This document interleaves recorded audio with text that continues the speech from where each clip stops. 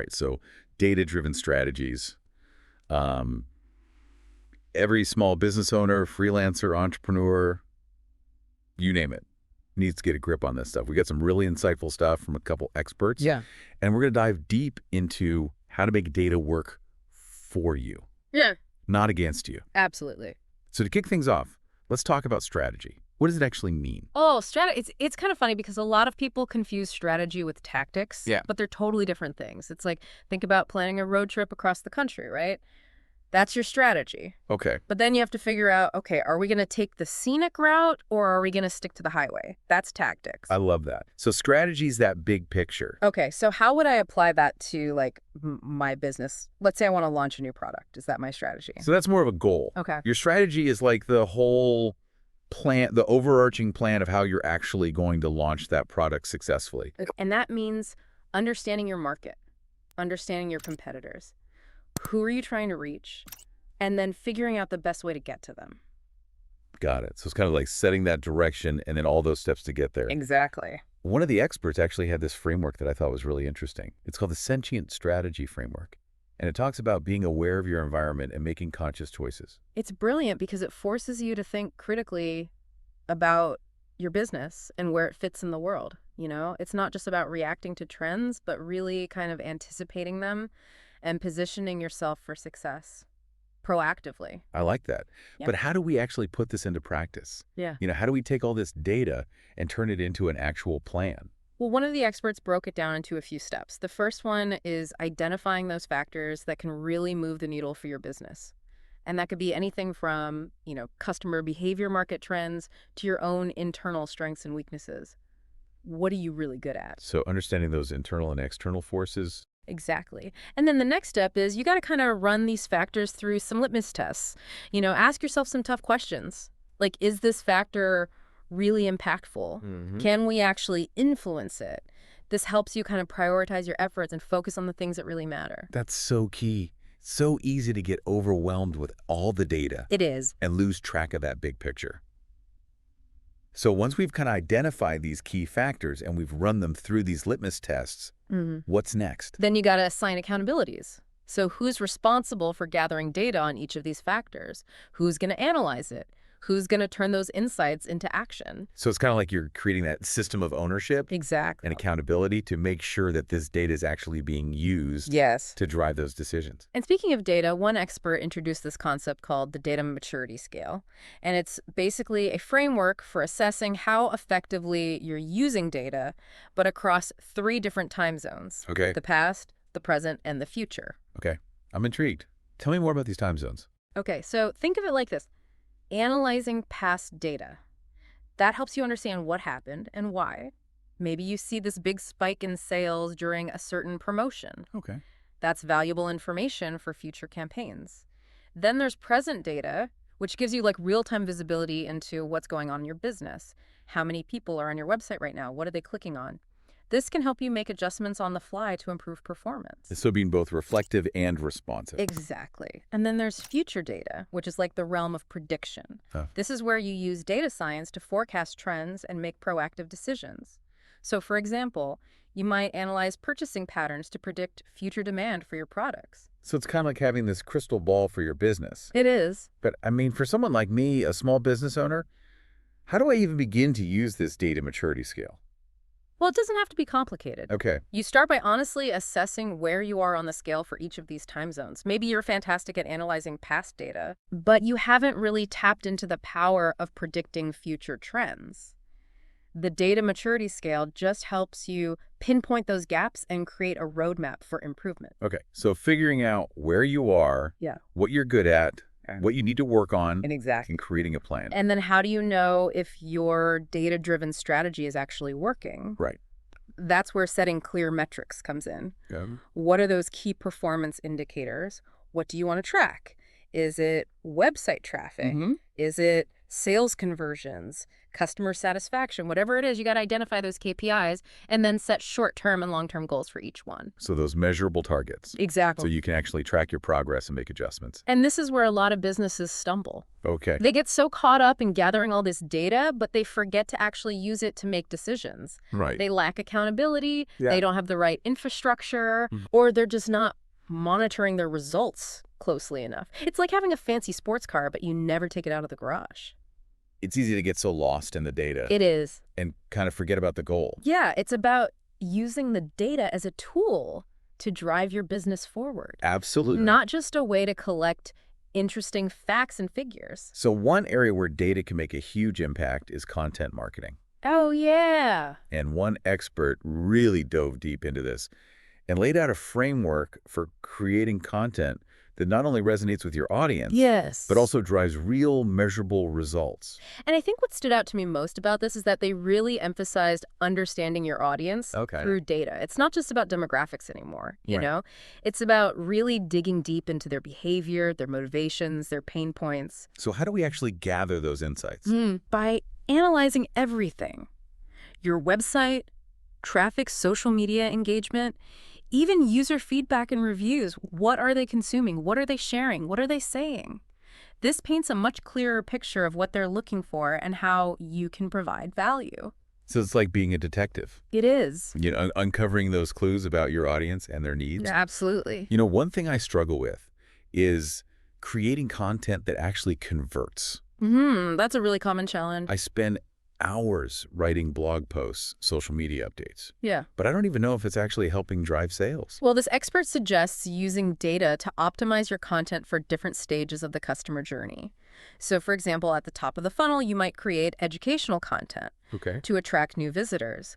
As they move further down the funnel, you can tailor your content to be more product-focused and sales-driven. Okay. So it's kind of like meeting your audience where they're at Exactly. and providing that information they need Yeah. at each stage of their journey. And how do you know what content works best? Right. A/B testing. Okay. I've heard of A/B testing, but it's a little intimidating. It doesn't have to be.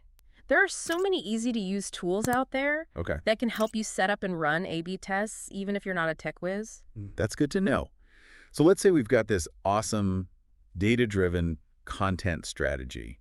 We're tracking metrics, A/B testing like pros. We feel pretty good about it.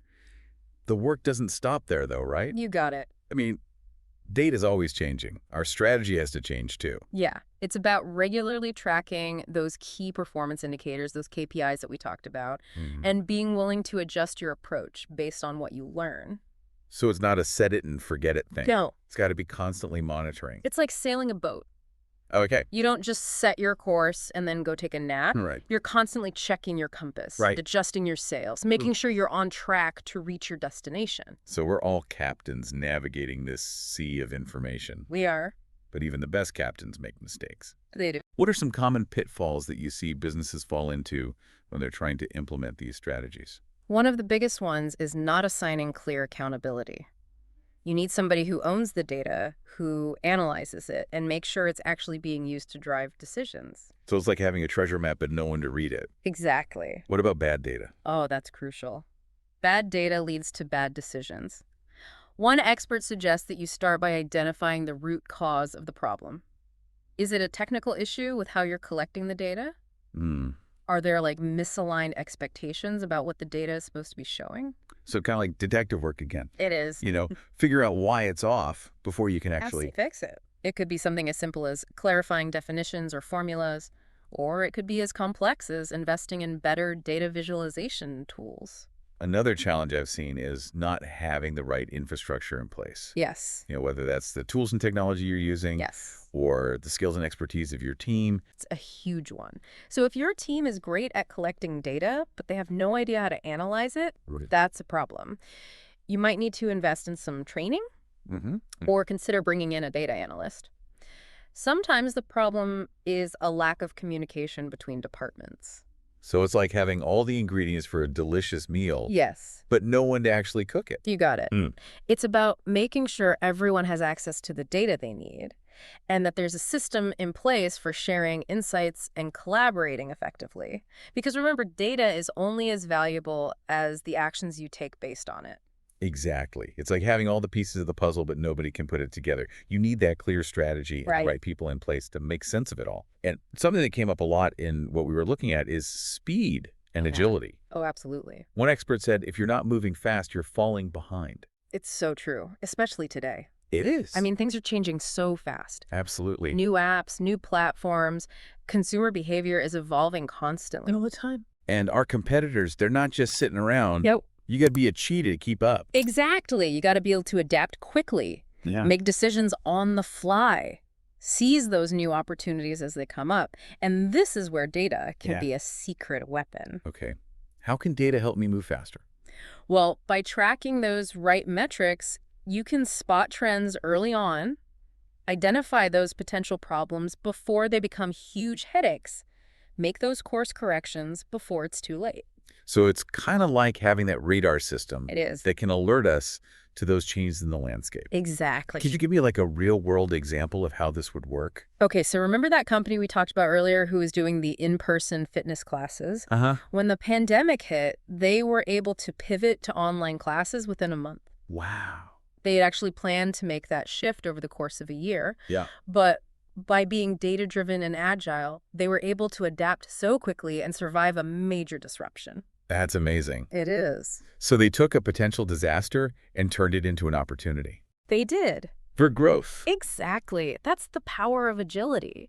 It's Yeah, I not just know. about reacting to crisis. It's about being proactive and capitalizing on new possibilities as they come up. Okay, I'm sold speed agility, crucial in today's world. But how do we actually build a more agile organization? Especially as a small business owner, I have limited resources. Well, it doesn't have to be this huge, overwhelming thing. One thing you can do is empower your team to make those data-driven decisions. Don't keep all the data locked away in one department. Give everybody access to the information they need to make smart choices in their roles. So create a culture where everybody understands the value of data. Yes. Foster that sense of ownership and accountability. When people Yeah. feel like they're a part of the solution, they're more likely to be engaged and proactive. Absolutely. What else can we do to boost agility? Embrace experimentation. Don't be afraid to try new things and learn from your mistakes. So fail fast, learn fast. Exactly. And Yeah. don't get bogged down in perfectionism. Okay. Sometimes it's better to launch a new product or feature quickly. Get it out there. See how people respond. Get feedback. Exactly. And then you can always make adjustments along the way. And of course, having the right tools in place is essential for agility. Oh, absolutely. You need systems that allow you to collect, analyze, Mhm. and share data quickly and efficiently. Cloud-based platforms, automation tools, those can be game changers. Definitely. They free up your team from all those tedious manual tasks Right. and allow them to focus on more strategic initiatives. And like we've talked about before, Yeah. having that clear strategy and measurable goals, Absolutely. if you don't have that clear direction, it's so easy to get sidetracked Yeah. and lose sight of what really matters. And setting those measurable goals helps you track your progress, celebrate those wins, Yeah. and make adjustments as needed. Oh, I think this has been amazing. I am feeling energized about this whole data thing. You know, I how it hope can so. drive innovation growth, even personal development. Absolutely. It's incredible to see how data is changing businesses and our personal lives, too. Okay, but before we get too far ahead of ourselves, let's bring it back to the human element for a second. Yes, definitely. You know, one of the experts talked about building a strong team culture. It's so important. They said something like, you can have the best data in the world, Mm-hmm. but if you don't have the right people in place, it's useless. It's true. You need a team that's aligned, motivated, empowered to make a difference. So how do we create that kind of culture? Well, it starts with fostering that sense of collaboration, trust, and shared purpose. You know, make sure everybody understands the company's mission and how their individual contributions fit into that bigger picture. It's that sense of belonging, like they're part of something bigger. Exactly. And investing in your team, providing those opportunities for growth and recognizing their achievements. A little appreciation goes a long way. It really does. It creates that positive and supportive work environment, which can do wonders for morale, productivity, Oh, sure. and creativity. And it can also help you attract and retain top talent. Because people want to work They for companies that value their contribution. Absolutely. So as you're building that data-driven organization, remember, it's not just about the numbers. It's about the people. Yeah. Invest in your team. Create a culture that values data and insights. Empower those employees to make a real difference. And one final thought I'd like to add is that data should be used to augment human intelligence, not to replace it. I love that. It's about finding that synergy Yes. between our intuition and those data-driven insights. We need to use the data to inform our decisions. Right. But we also have to trust our gut instincts and our creativity to solve those problems and innovate.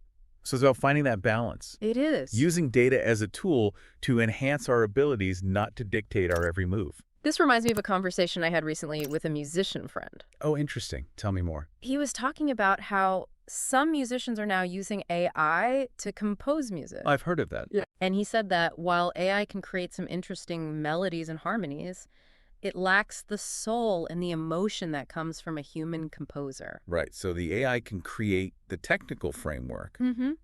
but it's the human artist that brings that feeling. Exactly. And I think that's a great analogy for how we should be thinking about data in general. It can provide us with valuable insights, Yeah. but ultimately it's up to us how we interpret those insights and use them in a way that aligns with our values and our goals. So it's using data to enhance our Yeah. human capabilities, not to replace them. Exactly. Data should be a tool for empowerment, not a substitute for human ingenuity and creativity. I am so glad we had this conversation. Hey, It has given me a lot to think about, absolutely. not just for my business, but right. for my personal life as well. Absolutely. I'm feeling very inspired and motivated to keep exploring this world of data and using it to make a positive impact. This deep dive has been a real eye-opener. Mhm. I'm already starting to see how I can apply these insights to my own work and my life in general. It's amazing how a simple shift in perspective can open up so many new possibilities. Yeah, and it's all thanks to the power of data. Data is changing the world around us, and it's up to us to harness its potential for good. So as we wrap up this part of our deep dive, I want to leave our listeners with one final challenge. Okay, I'm listening. Take some time this week to think about how you're using data in your life and your work. Are you using it effectively? Are you using data to empower yourself and others? Or are you letting it control you? That's a great challenge. It's something we all need to consider as we're navigating this world that is becoming more and more data-driven. Data is a powerful tool, but it's up to us to use it wisely and responsibly. Let's make sure we're using it to create a better future for ourselves and for generations to come. It's like we're at this point where we decide, how we're going to interact with data. Are we going to let it shape our decisions and our behaviors, or are we going to use it to make a positive change? Yeah, I like that. It's not about being anti-data. Right. It's about being conscious of it, Exactly. Making those informed choices. Yes. Being aware of the potential downsides. Absolutely. This has been amazing. It has. We've talked about so much. We have. Like, the nitty-gritty of data analysis to, like you said, the bigger picture, the philosophical implications of data. Mm-hmm. And I think for me, the biggest takeaway is data is a tool. It is. And like any tool, it can be used for good or bad. It really can. It really comes down to our intentions. Our intentions and our actions. And for everyone listening, I encourage you to embrace the power of data, but do so with wisdom and responsibility. It's about making sure we're using it to create a better world, a more equitable world, Yeah. a more sustainable world. This has been such an inspiring conversation. Thank you so much for joining us for this deep dive into data. Thank you for having me. Until next time, keep learning, Yeah. keep experimenting, and keep using data to make the world a better place.